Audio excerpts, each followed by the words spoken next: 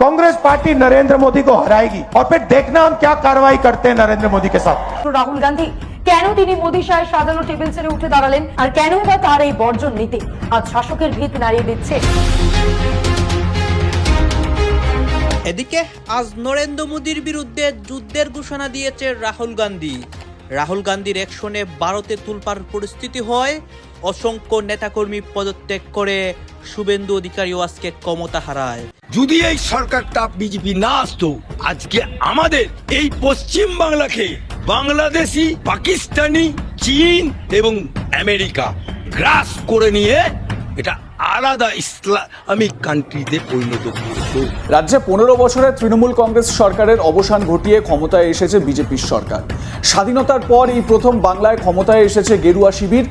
আর মুখ্যমন্ত্রী হয়েই শুভেন্দু অধিকারী ঘোষণা করেছেন আগের সরকারের কোনো সামাজিক প্রকল্পই বন্ধ করছে না সরকার। না হয়ে হয়েছিল তৃণমূল সরকার, তো আজ শ্রমিক ভট্টাচার্য জানিয়ে দিলেন যে এটা বিজেপি সরকার হয়নি, এটা পশ্চিমবঙ্গের রাজ্য সরকার হয়েছে, যা রাজ্যবাসীর হিতে যা সিদ্ধান্ত নেওয়ার তাই নেওয়া হবে।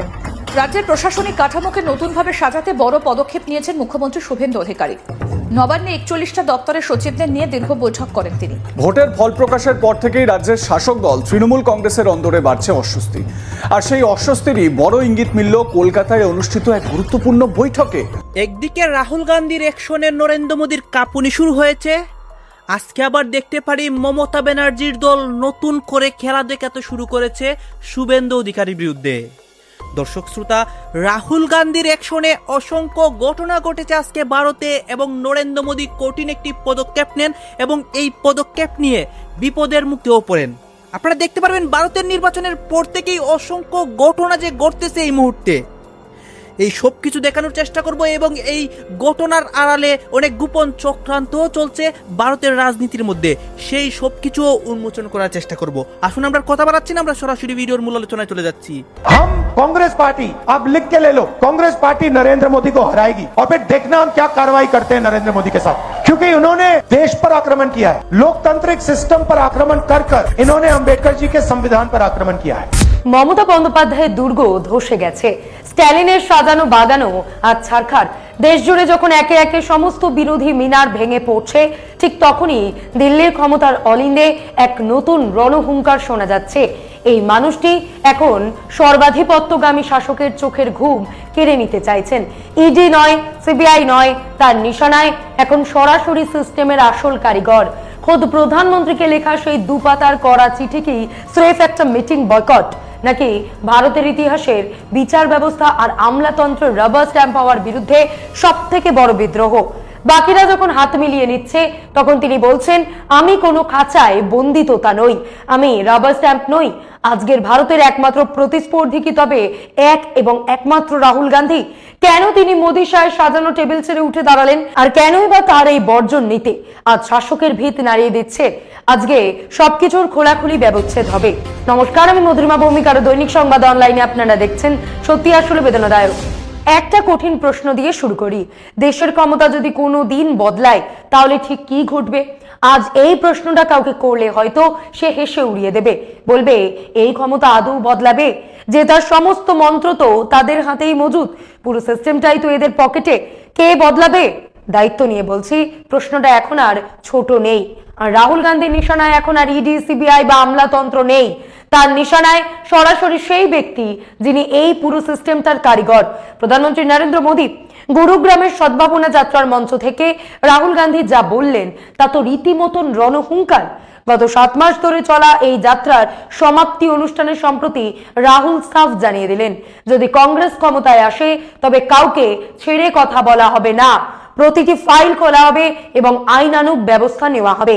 এতদিন তিনি আমলাদের সতর্ক করতেন, নির্বাচন কমিশনের কথিত ভোট চুরি নিয়ে তথ্য প্রমাণ দিতেন, কিন্তু এবার তার সুর সম্পূর্ণ আলাদা। রাহুলের আক্রমণের তীর একদম সোজা।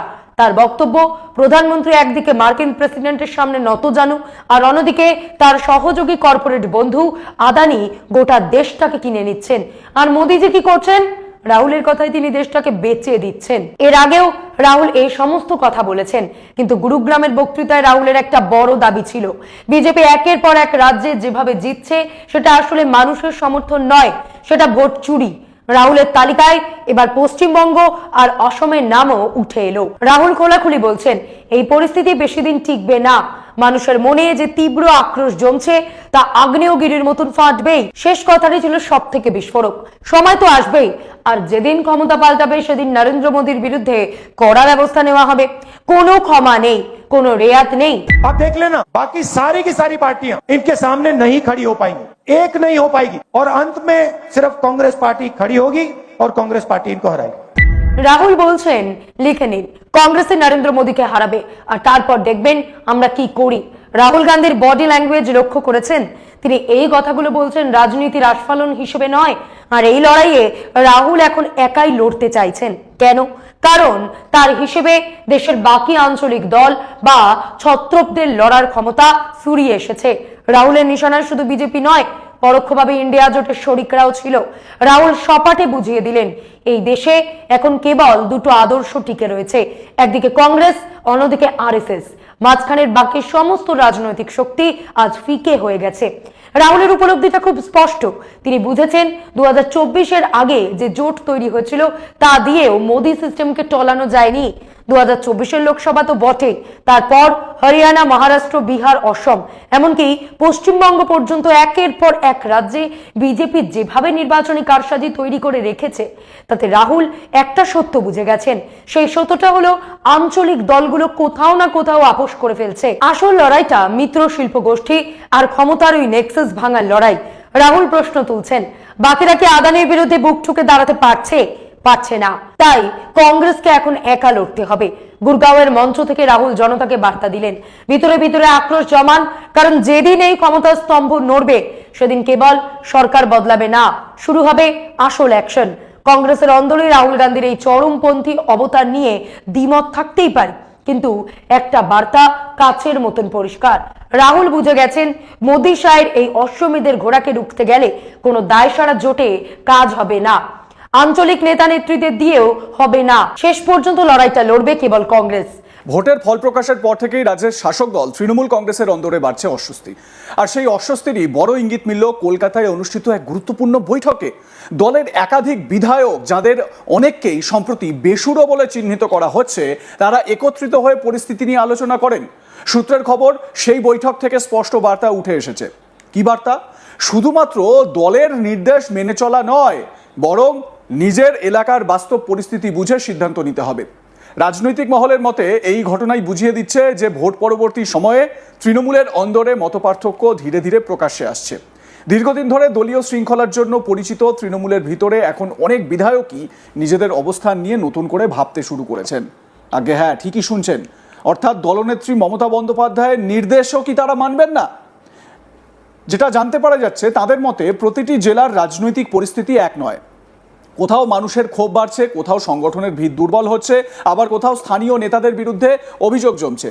এই পরিস্থিতিতে শুধুমাত্র কলকাতা থেকে আসা নির্দেশ মেনে চললে বাস্তব সমস্যার সমাধান হবে না বলেই মনে করছেন অনেকেই। কলকাতার ওই বৈঠকে উপস্থিত বিধায়কদের একাংশের বক্তব্য ছিল, বর্তমানে সাধারণ মানুষের সঙ্গে সরাসরি যোগাযোগ রাখা সবচেয়ে গুরুত্বপূর্ণ।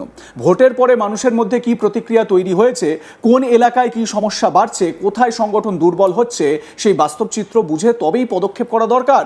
তাদের মতে মাঠের পরিস্থিতি না বুঝে শুধুমাত্র দলীয় নির্দেশ অনুসরণ করলে রাজনৈতিক ক্ষতি আরও বাড়তে পারে। এই বক্তব্য থেকেই পরিষ্কার, দলের অন্দরে এক ধরনের বাস্তববাদী রাজনীতির দাবি জোরালো হচ্ছে। অনেক বিধায়কই মনে করছেন এখন আর শুধুমাত্র উপরের নির্দেশে রাজনীতি চালানো সম্ভব নয়, কারণ মানুষ এখন সরাসরি কাজের হিসেব চাইছে। তাই এলাকা ভিত্তিক সমস্যার দ্রুত সমাধান এবং মানুষের সঙ্গে নিয়মিত যোগাযোগ বজায় রাখাই আগামী দিনের রাজনীতিতে বড় ভূমিকা নেবে। সূত্রের খবর, বৈঠকে উপস্থিত অধিকাংশ বিধায়কই এই মতের সঙ্গে একমত নন। এমনকি তৃণমূলের প্রথম সারির এক প্রভাবশালী বিধায়ক বৈঠকে উপস্থিত না থাকলেও তিনি নাকি এই অবস্থানের প্রতি সমর্থন জানিয়েছেন। যদিও প্রকাশ্যে কেউই এ নিয়ে মুখ খুলতে চাননি, তবুও রাজনৈতিক মহল মনে করছে এই সমর্থন যথেষ্ট তাৎপর্যপূর্ণ, কারণ এতে বোঝা যাচ্ছে যে দলের ভিতরে এই চিন্তাভাবনা শুধুমাত্র কয়েকজনের মধ্যে সীমাবদ্ধ নেই। এবার আসা যাক আরেকটি গুরুত্বপূর্ণ বিষয়। শুক্রবার তৃণমূল সুপ্রিমো মমতা ব্যানার্জি বিভিন্ন জেলার নেতাদের নিয়ে একটি বড় বৈঠক করতে চলেছেন। ভোট পরবর্তী পরিস্থিতি, সংগঠনের ভবিষ্যৎ পরিকল্পনা এবং রাজনৈতিক কৌশল নিয়ে সেখানে আলোচনা হতে পারে বলেই মনে করা হচ্ছে। যদি এই সরকারটা বিজেপি না আসতো, আজকে আমাদের এই পশ্চিম বাংলাকে বাংলাদেশি, পাকিস্তানি, চীন এবং আমেরিকা গ্রাস করে নিয়ে এটা আলাদা ইসলামিক কান্ট্রিতে পরিণত করতো।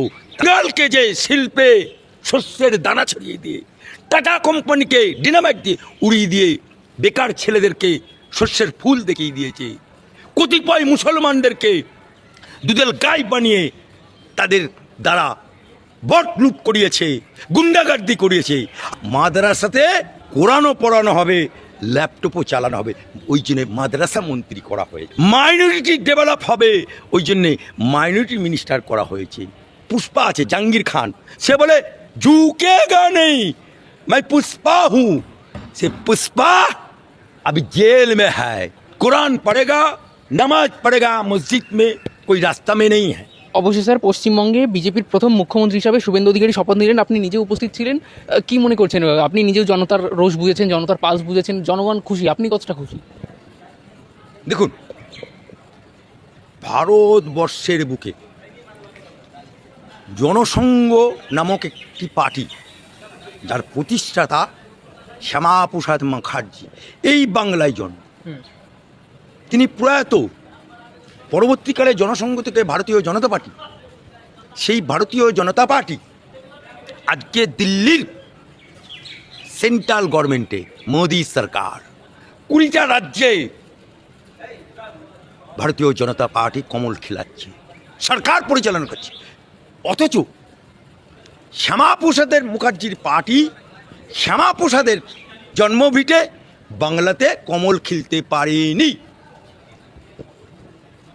30 বছর কংগ্রেস, 34 বছর বামফ্রন্ট, আর 15 বছর পর তৃণমূল নামক কংগ্রেস থেকে ভেঙে আসা বিজেপি দেওয়া জোড়া ফুল, মমতা বুবু, মমতা খালা, মমতা আপা, তিনি পরাস্ত করল জনগণ।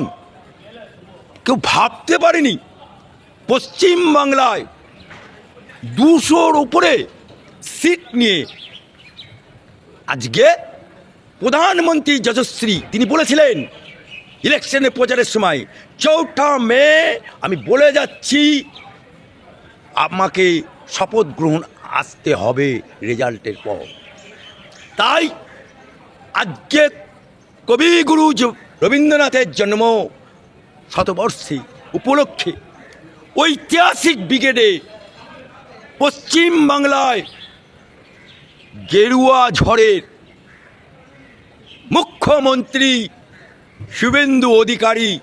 রাজ্যের প্রশাসনিক কাঠামোকে নতুনভাবে সাজাতে বড় পদক্ষেপ নিয়েছেন মুখ্যমন্ত্রী শুভেন্দু অধিকারী। নবান্নে 41টা দপ্তরের সচিবদের নিয়ে দীর্ঘ বৈঠক করেন তিনি।